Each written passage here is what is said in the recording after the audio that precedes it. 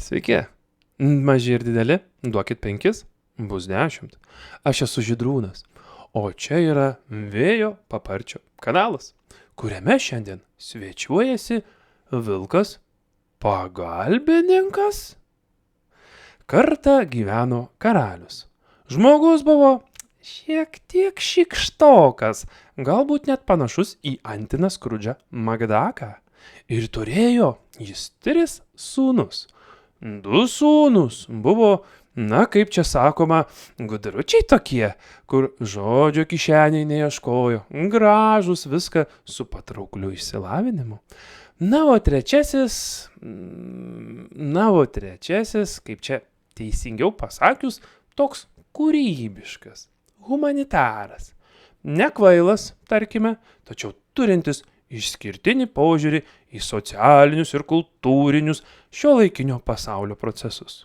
Žodžiu, toks savotiškas veikėjas. Karaliaus sode augo stebuklinga obelis, su auksiniais obuoliais, slapta auginanti visą karaliaus turtą. Gražus tie obuoliai spindi kaip saulėlydis, o dar labiau brangus, tarytum karaliaus nervai. Ir štai kažkas kasnakt tuos obuolius pradėjo vogti. Kas čia per netvarka? Kaip taip gali būti? Supyko karalius. Eikit saugot obuolių. Aš turiu 3 sūnus, perkūnas, o tokie dalykai darosi man panosim. Marš į karališką sodą saugoti obels. O tai savo naujus Apple iPhone'us matysit kaip ausis. Pirmą naktį sargybon išėjo vyriausiasis sūnus, geras advokatas, per brūkšnelį svajonių jaunikis. Pasėdėjo jis tame sode, nėra ką ten veikti, tylu, ramu, paukšteliai krepšta. Galvoja, nieko čia nebus.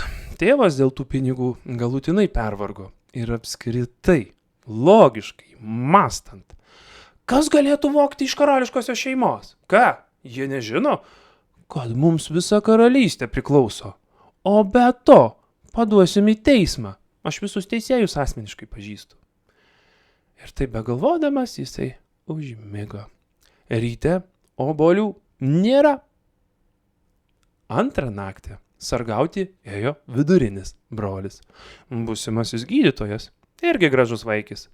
Pasėdėjo, sako, gal trumpam prigulsiu, nesveika be miego būti. O man dar rytoj egzaminas pas tokį kirvį profesorių, kuriam niekaip neįtiksi, nors angelas būsi. Ir šiaip, geriausias dalykas, kokį galima padaryti prieš egzaminą – gerai išsimiegoti. Įrodyta moksliniais tyrimais. Ir užmigo. Išaušo rytas ir ko gero, geras nakties miegas tikrai padeda būti žvaliam prieš egzaminą. Bet ryte pabudęs, vidurinysis sūnus pamatė, kad stebuklingo obuoliai vėl visi dingo. Trečią naktį atsistojo jauniausias sūnus, mūsų humanitaras, kūrybinga asmenybė. Sako, dabar leiskit man saugoti obelį. Broliai tik nusijuokė, ką? Kad tu saugosi, tu net vištos nesugautum. Bet karalius mostelėjo ranka. Tegul, nes jam jau buvo nesvarbu, kas sugaus vagį. Blogiau jau nebus. Ir žinot ką? Mūsų trečiasis brolis nemiegojo. Tikrai, visą naktį. Kaip koks kareivis saugojo, vaikščiojo pirmyn atgal, o mintyse vis kartojo Immanuelio Kanto kategorinio imperatyvo principą, kuris jam neįtikėtina padėjo neužmigti. Ir prieš pat aušrą tik šast atskrido milžiniškas auksinis paukštis. Vaikinas šoko, vaikinas griebė, bet paukštis paspruko ir rankoje liko tik viena plunksna. Na, vis šis tas, pasakė jis. Parodė jis viską broliams ir tėvui. Papasakojo, kas naktį dėjosi. Broliai, aišku, iš karto šoko ant arklių, ieškojo to paukščių. Jauniausiasis irgi išjojo, tačiau ramiai, lėtai, be panikos. Ir štai miške jis sutinka vilką. Vilkas jam ir sako, tai kur keliauji? Žinok, ieškau stebuklingo paukščio, kuris tėvo turtus vagė, matai. O šiaip, jeigu iš tikrųjų, tai tėvui noriu įrodyti, kad nesu kvailas, kaip visi galvoja. Juk manimi galima irgi pasitikėti. Vilkas linktelėjo. Jo, suprantu tave.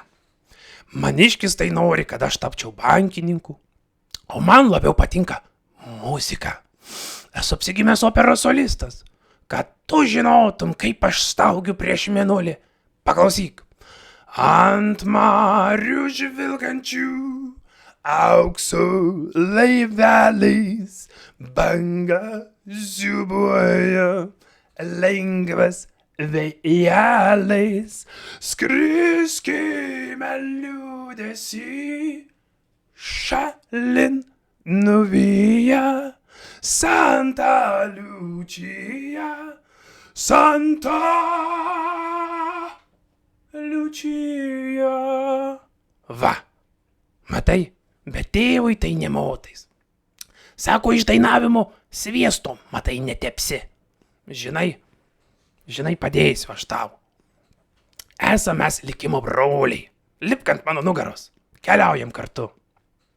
Ir prasidėjo magiška kelionė.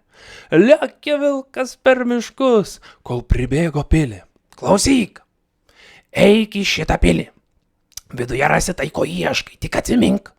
Nebandyk išsinešti viso paukščio, nes ten yra signalizacija. Pradės kaukti, pagaus tave.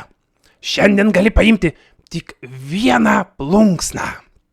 Gerai, sako vaikinas. Jis išėjo vidun slapta ir pamatė tą nuostabaus grožio paukštį. Koks gražus, sušuko ir aišku bandė jį kartu su savim visą pasiimti. Ir iš karto pasigirdo aliarmas. Viu, viu, viu, viu, viu. Atbėgo sargyba. Žodžiu, problemos. Į įvykio vietą atskubėjo ir tos pilies karalius, kuris jam sako: klausyk, matau esi atkaklus vaikinas. Jei nori būti laisvas, atvaryk man stebuklingą arklį. Žinai, man reikia į kolekciją.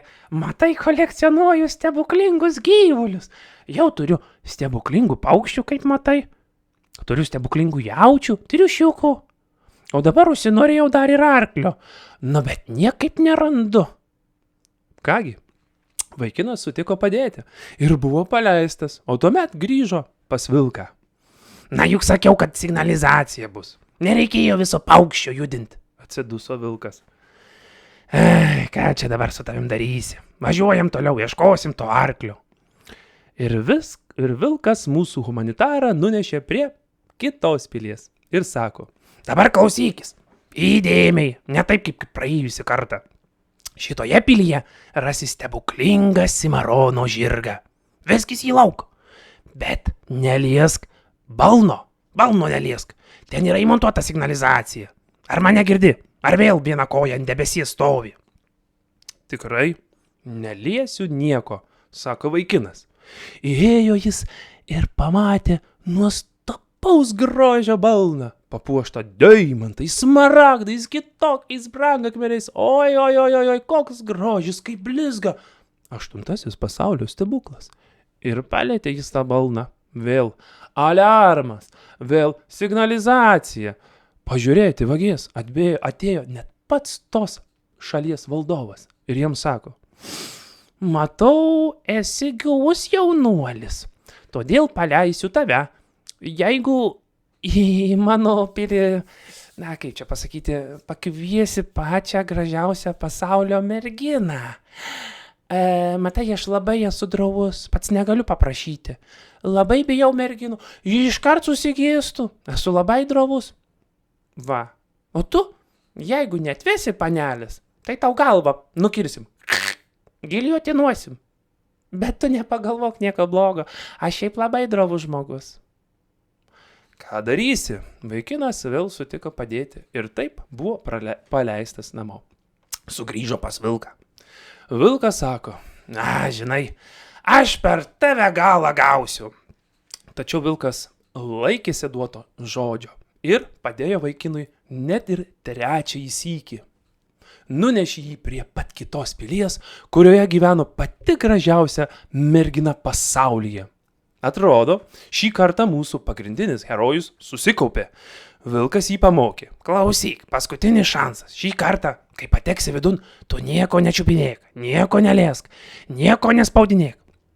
Tiesiog pasikalbėk su mergina ir jai paaiškink situaciją, kas toks esi, ką darai ir ko ieškai. Ir ką jūs galvojat? Šį kartą pavyko.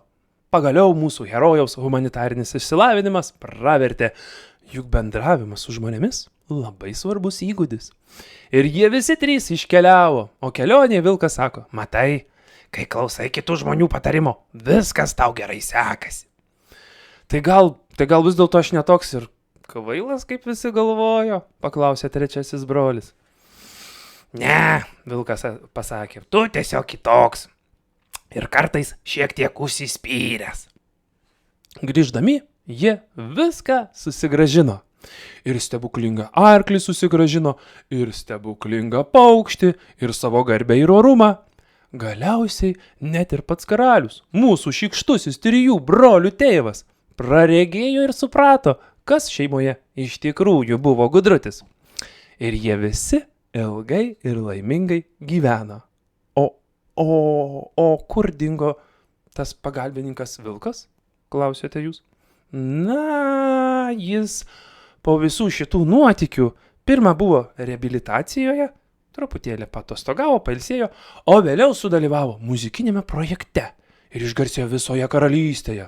Išleido savo vinilinę plokštelę pavadinimu Staugiantis geležinis vilkas, kuris susilaukė didelio susidomėjimo tiek Vilniaus karalystėje, tiek ir už jos ribų.